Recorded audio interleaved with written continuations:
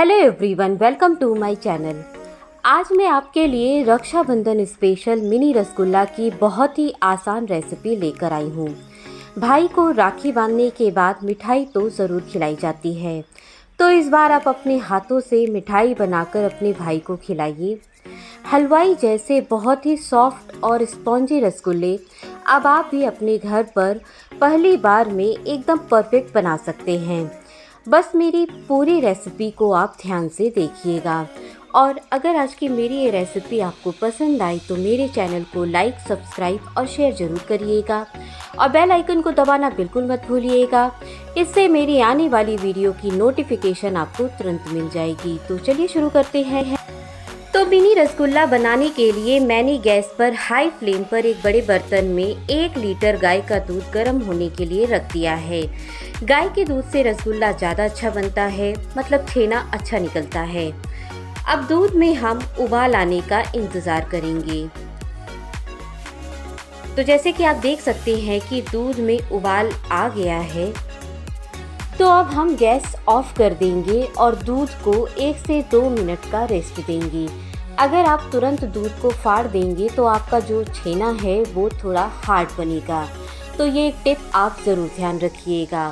तो तब तक हम एक बाउल लेकर उसमें 2 चम्मच वाइट विनेगर डालेंगे और 2 चम्मच ही बाउल में पानी डालेंगे।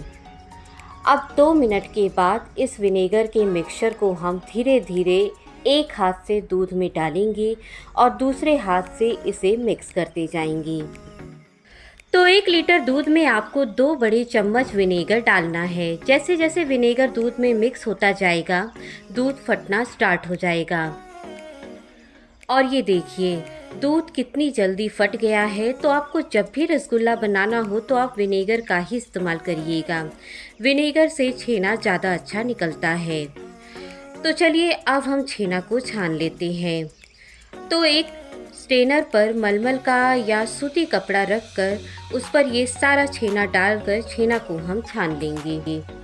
छेना को छानते ही उसके ऊपर तुरंत ही हमें नॉर्मल पानी डालना है। पानी डालने से छेना की जो खटास है वो निकल जाएगी। पानी से छेना को धोने के बाद हम इस तरह से कपड़े को पकड़ेंगे और पकड़कर इस तरह इसको निचोड़ेंगे।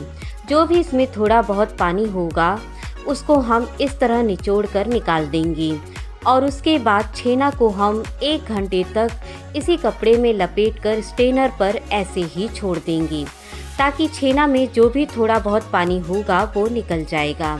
बहुत ज़रूरी है आप इसे 1 से 1.5 घंटे तक ऐसे ज़रूर छोड़ें। तो लगभग 1 घंटे के बाद हम छेना को कपड़े में से प्लेट पर निकालेंगे, और आप देख सकते हैं कि छेना का पानी बहुत अच्छे से निकल गया है। अब इस छेना को हमें सबसे पहले इस तरह अच्छे से क्रश कर लेना है।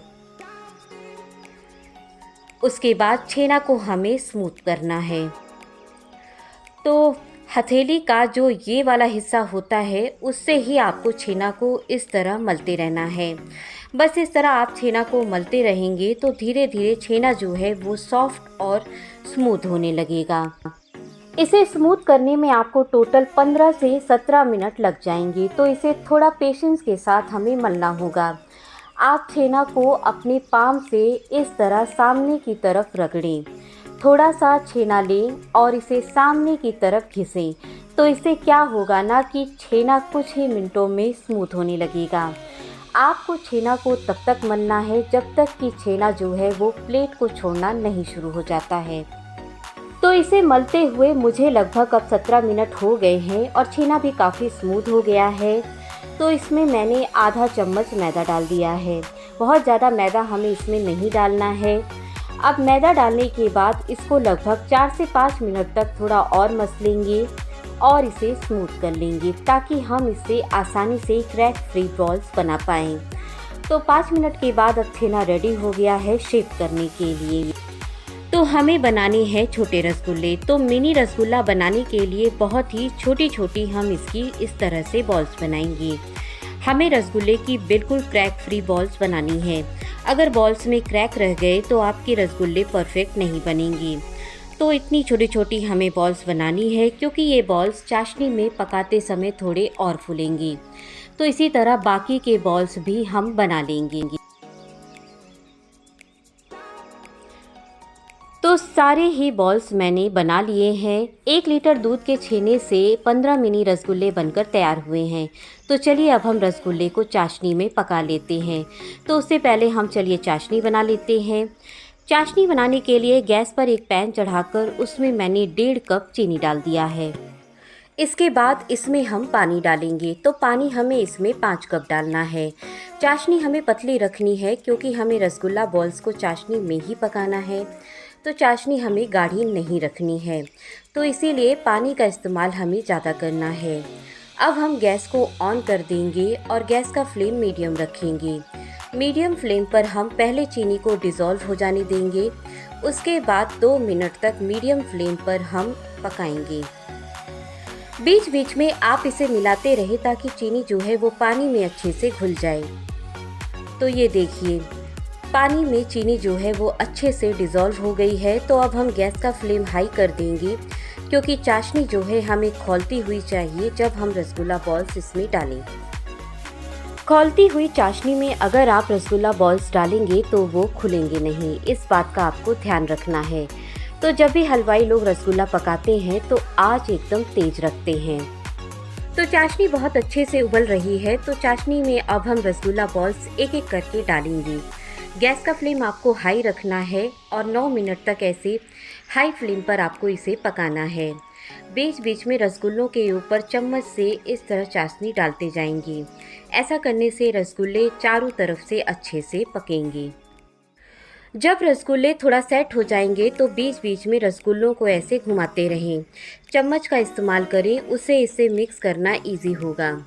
तो 9 मिनट तक रसगुल्लों को आपको बिना ढके हाई फ्लेम पर पकाना है।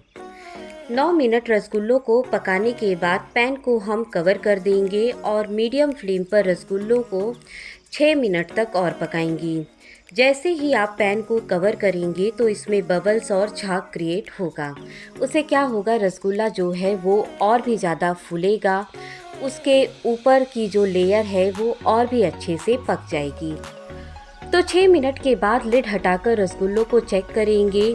तो ये देखिए, रसगुल्ला हमने जितना बड़ा बनाया था उस साइज़ से दुगना हो गया है और ये दिखने में भी कितना परफेक्ट लग रहा है। तो अब रसगुल्लों को हमें और 2 मिनट मीडियम फ्लेम पर बिना ढके पकाना है। तो रसगुल्लों को पकाने की जो टाइमिंग मैंने बताई है वही टाइमिंग आपको याद रखनी है। तो आपके भी रसगुल्ले एकदम परफेक्ट बनेंगे। एक रसगुल्ला आप ऐसे चम्मच पर रखकर ऐसे हल्के हाथों से प्रेस करें। तो आप देख रहे हैं कि जब मैं रसगुल्ले को प्रेस कर रही हूँ तो ये वापस से ऊपर की तरफ आ जा रहा है, मतलब रसगुल्ला हमारा अच्छे से पक गया है। तो अब हम गैस को बंद कर देंगे और उसके बाद हम रसगुल्ले को एक बाउल में निकाल देंगे। आप ध्यान रखिएगा कि रसगुल्लों को निकाल कर आप तुरंत ही फ्रिज में ना रखें क्योंकि फ्रिज में रखने से चाशनी थोड़ी गाढ़ी हो जाती है और वो रसगुल्ले को हार्ड कर देती है। तो आप इसे किसी बाउल में निकाल कर 4 घंटे तक ढक कर रख दें। 4 घंटे में रसगुल्ला जो है वो चाशनी को एब्जॉर्ब करके परफेक्ट स्पॉन्जी हो जाता है। तो 4 घंटे अब हो चुके हैं और ये देखिए हमारा मिनी रसगुल्ला कितना परफेक्ट बनकर तैयार हुआ है। तो चलिए अब हम इसे एक सर्विंग बाउल में निकाल लेते हैं। तो रसगुल्ला बनाते समय इसमें मैंने कोई फ्लेवर नहीं डाला था, पर आप रसगुल्लों के ठंडे होने के बाद आप इसमें केवड़ा एसेंस डाल सकते हैं, रोज़ एसेंस डाल सकते हैं, 2-3 इलायची तोड़ के इसमें डाल दें। पीसने की ज़रूरत नहीं है, इलायची का फ्लेवर इसमें आ जाएगा। कोई भी फ्लेवर आप इसमें डाल सकते हैं। तो बहुत ही सॉफ्ट और स्पॉन्जी हमारा मिनी रसगुल्ला रेडी है सर्व करने के लिए।